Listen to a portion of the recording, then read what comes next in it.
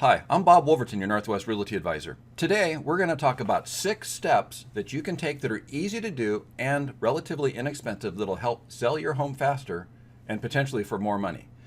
So stick around. When we come back in 8 seconds, I'm going to tell you what those 6 steps are.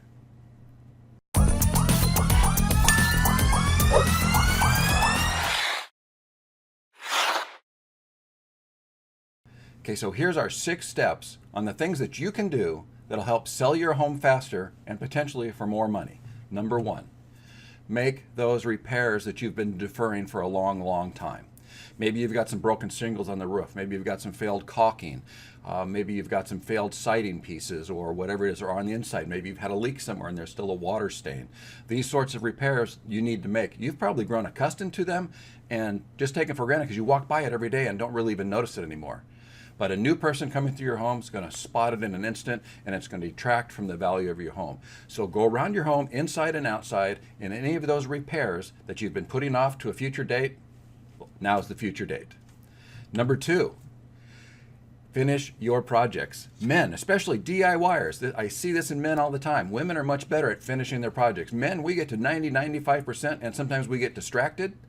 And oh, it's functional, it's nearly done, and we get distracted with something else and we don't quite get back to it. And again, it's another one of those things we've probably walked around and kind of don't even notice it anymore because we've just grown accustomed to it.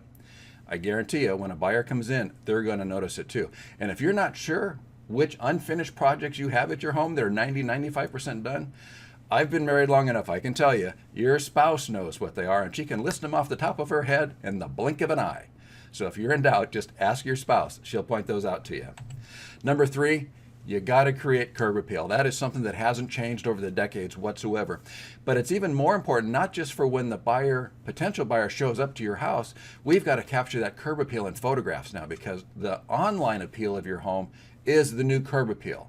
We've got to present that curb appeal in photographs and videos online to get them to your house in the first place. And then when they do show up, it's got to pop. They got to say, oh, I like the way this place looks. Let's go inside and take a look around. So create that curb appeal. And again, if you've got a friend that's into gardening or whatever, they can help you pick colors and plants and clean out those weeds and get some fresh beauty bark in there and maybe a fresh coat of paint if you need it.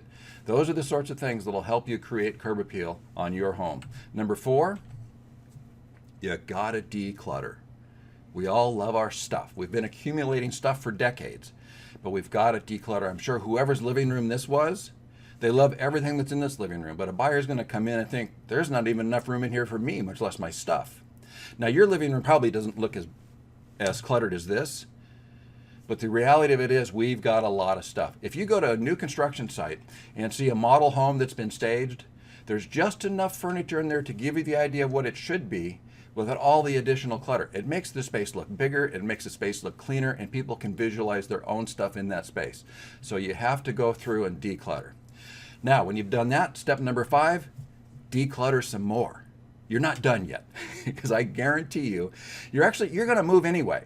So put your stuff in boxes, put your stuff in crates, put it in storage, or at a minimum, put it in the garage. Even if it's neatly stacked in the garage, that's better than having something like this. There's also a rule of thumb that while you're decluttering, if you've got, say, 12 coffee mugs on a shelf, get rid of 6 of them.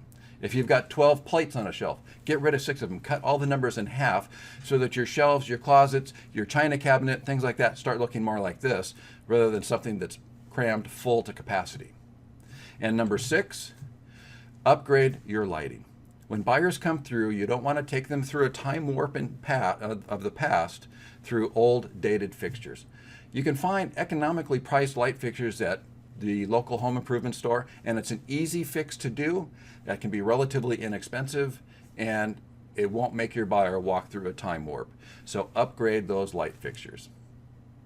So those are the 6 things that you can do as a homeowner that are relatively inexpensive to do, relatively easy to do, and can help sell your home faster and potentially for more money. I'm Bob.Woolverton, your Northwest Realty Advisor. I hope you found value in today's video. If you did, click that subscribe button so you can get notified every time we post a new video. Next week's video, I'm going to talk about the 5 remodel upgrades that you can do in your home that'll return more than 100% of your investment.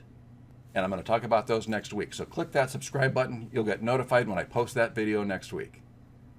We'll see you then.